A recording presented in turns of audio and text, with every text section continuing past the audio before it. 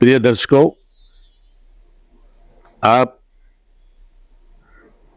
सूर्य से लेकर के बृहस्पति तक जो ग्रहों पर वीडियोस आई हैं वे देख चुके हैं। आपको स्मरण होगा आज मैं शुक्र ग्रह जो छठा ग्रह है अंक पर क्रम से छठे वार के अधिपति हैं शुक्रवार के, आप उस पे वीडियो दे रहा हूं।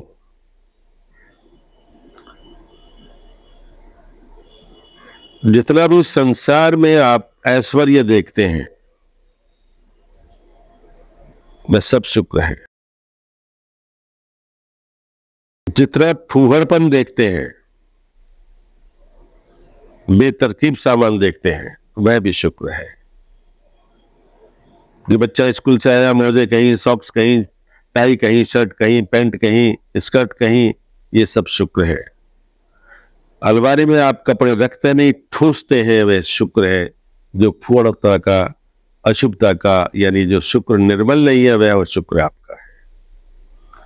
लेकिन जब सामान हमें ढूंढना पड़ा, बाहर से कोई व्यक्ति आए, सब चीज करीने से मिलती है, ठिकाने पे मिलती है, अपनी जगह चाबी कहाँ रखी थी वहीं पर है, टाई जहां थी वहीं पर है, सॉक्स जहां पे थे वहीं पे है, सब सामान अपनी जगह रखता है, व्यवस्थित तरीके से रखता है और सुंदर रूप से रखता है। घर में सफाई है, कहीं कूड़ा दिखाई नहीं देता आपको, यह भी शुक्र है। पुरुष का पौरुष यदि शुक्र है तो स्त्री के ऐस्त्रीय गुणों से संपृक्त जो उसमें लज्जा है, जो उसमें भोलापन है, जो उसकी एक पुष्पों जैसी मुस्कान है, बच्चे की जो मासूमियत की मुस्कान है, वह शुक्र है। अतुल ऐश्वर्य का स्वामी शुक्र है। संसार की धुरी जिस पे चलती है, संसार का चक्र जिस पे चलता है, उस पहिए का एक्सिल शुक्र है। यदि वाणी बहुत अच्छी है, बहुत सुंदर है, मिठास है,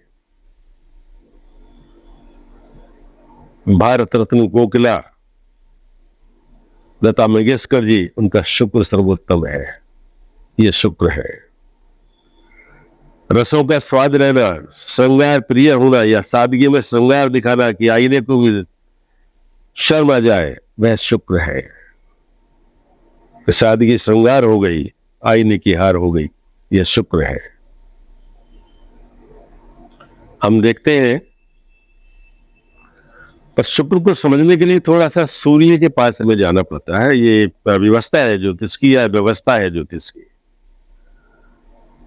सूर्य जब आद्रा नक्षत्र में प्रवेश करते हैं, आद्रा नक्षत्र छठे ही अंक पर आता है। अश्विनी, भरणी, कृतिका, रोहिणी, मृगशिर, आद्रा।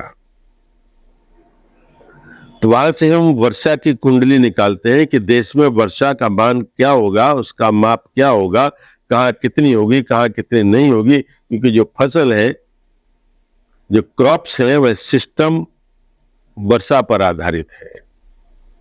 अर्थात फसल की उत्पत्ति की भूमिका में वर्षा आवश्यक हुई। भरण पोषण के लिए जो बारिश है वह आवश्यक हो जाती है। तो सूर्य जब आद्रा नक्षत्र में प्रवेश करते हैं और यहां से अगले 10 नक्षत्र तक वे स्त्रीलिंग होते हैं, मैं शुक्र पे बात कर रहा हूं।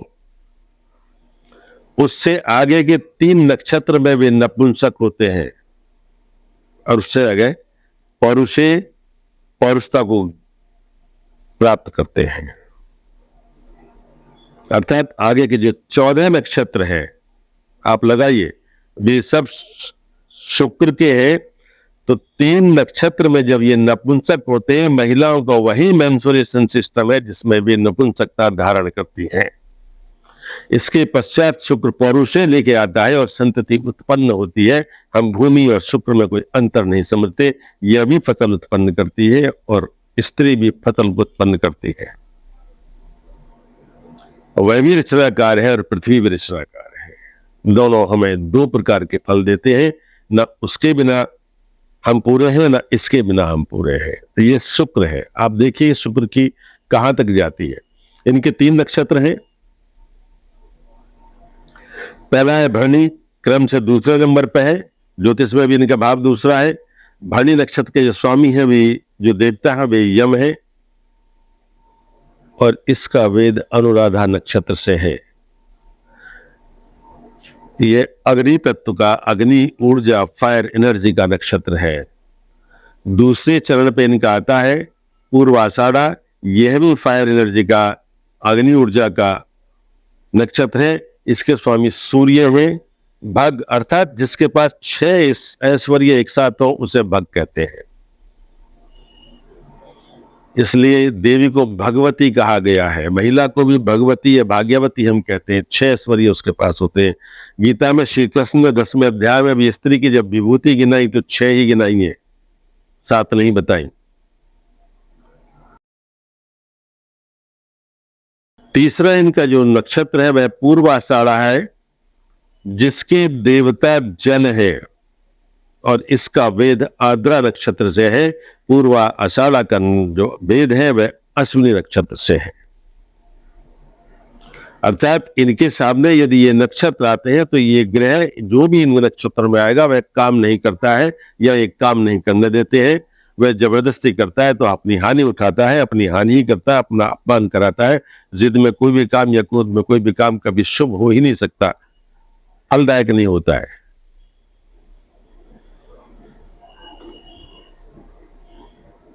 संसार में सम्मान की लाज शुक्र के हाथ है।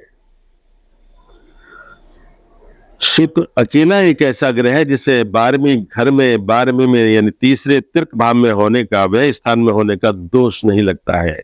इन्हें छठे भाव में अशुभ और अकारक माना गया है।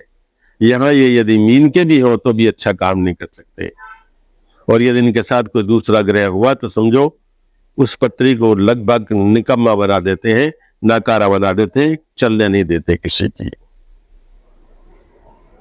इसके लिए हमें गाय की सेवा करनी चाहिए, कन्याओं का पूजन करना चाहिए। अपने नहाने के स्नान के जल में हमें तित्र की 2-4 बूंदें डाल के स्नान करना चाहिए। शुक्रवार के दिन दही से नहाना चाहिए, साबुन को बिल्कुल अवॉइड कर देना चाहिए। कोशिश करें आप मुल्तानी मिट्टी से नहाएं, क्योंकि शुक्र मिट्टी है। मैंने कहा था पृथ्वी और शुक्र में अंतर नहीं है। पहली महिलाएं क्यों बीमार कम पड़ती थी, 10-10, 12-12 बच्चे पैदा करती थी, उत्पन्न करती थी, क्योंकि वो मुल्तानी मिट्टी का प्रयोग करती थी। अंतर है।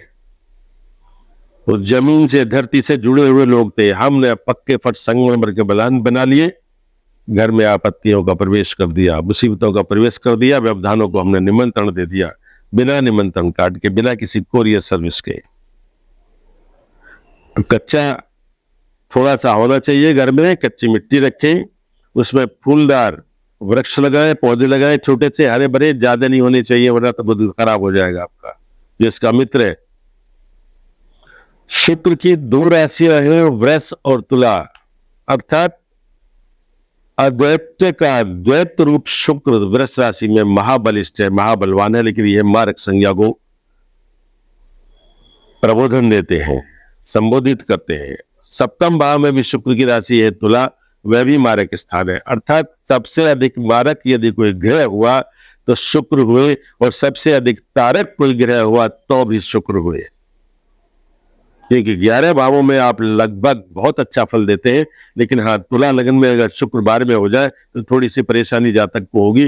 हो सकता है उसका जीवन साथी मध्यम आयु में निकल ले संसार से। इसलिए उसको शुक्र को हमेशा बलवान करते रहना चाहिए, माँ लक्ष्मी की उपासना बराबर करते रहना चाहिए। इनके लिए सब सुंदर मंत्र यदि कोई होता है तो एक होता है, अन्नपूर्णे सदा पूर्णे शंकर प्राण वल्लभे ज्ञान वैराग्य सिद्धार्थम ऐश्वर्यम देवी च पार्वती। भिक्षाम नहीं ऐश्वर्यम देही च पार्वती। ये मंत्र बोलना चाहिए। आपके पौ 12 हो जाएंगे, आप खुशहाल रहेंगे, फलते फूलते रहेंगे। डायमंड सोच समझ के पहनना, वरना पुरुष संतान के लिए हानि हो सकती है।